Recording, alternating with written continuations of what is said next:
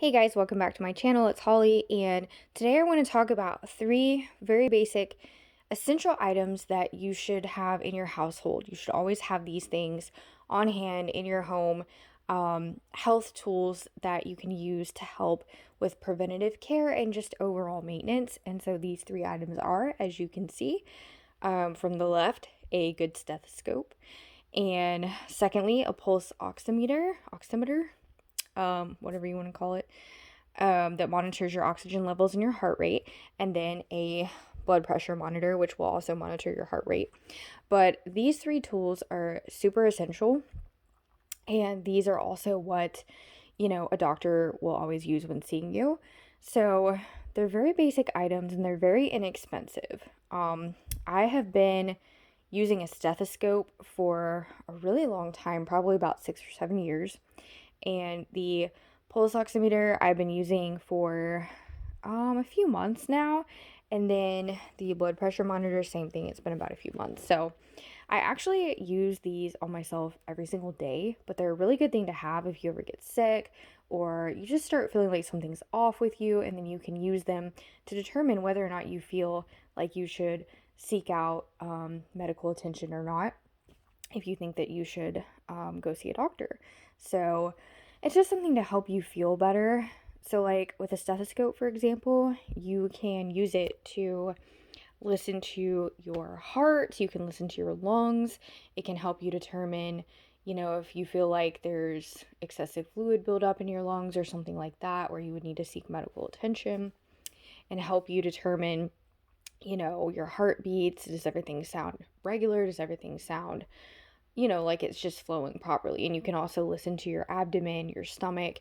And what's really interesting too is if you're pregnant in the later stages, you can actually hear your baby with your stethoscope, and you can actually hear your baby's heartbeat as well. And, obviously a fetal Doppler is better for that. But when I was pregnant with both of my children, after about 20 weeks, about halfway through, I would start listening in every night with my stethoscope.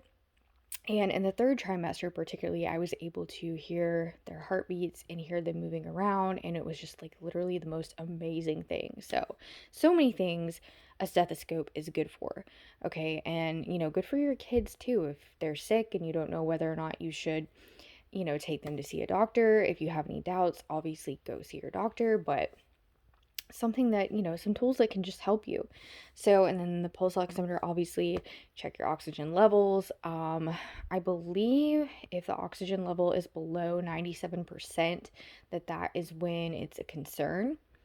I know like my oldest son has asthma, so I'm pretty sure that's what I was always told, is if the oxygen level is below 97, then that is, like say it's 95 or 96, and that's definitely a cause for concern. But if it's at least 97, that it is okay. And so from my understanding, I believe that's the general protocol, but don't quote me on that. You'll want to do your own research and look that up as well. But to my knowledge, that is fairly accurate. And then monitoring your heart rate. I mean, that's pretty self explanatory, but mine generally tends to be fairly high. And then your blood pressure monitor. This one I bought for only about $15, and it is the one that goes on your wrist, and you just hold it up at heart level and you sit still. It takes your blood pressure, and so mine is usually fairly low. If I get where I'm like super, super stressed out and pressured and overwhelmed, it will spike up very temporarily. So a lot of times if I'm having anxiety, I will, take my blood pressure, and then I will try to like do some breath work, drink some green tea, have some dark chocolate, some cacao, and usually it will come back down, especially if I have like a glass of wine. So it'll usually come right back down. But I like to monitor these things just because I feel like it's important to keep tabs on your overall health, and little simple things like this can really assist with that. So, like the stethoscope, I can't remember how much I paid for that. It wasn't super expensive, maybe like 20 bucks. And the pulse oximeter, this was only about 10 to 12, maybe $12, I would say.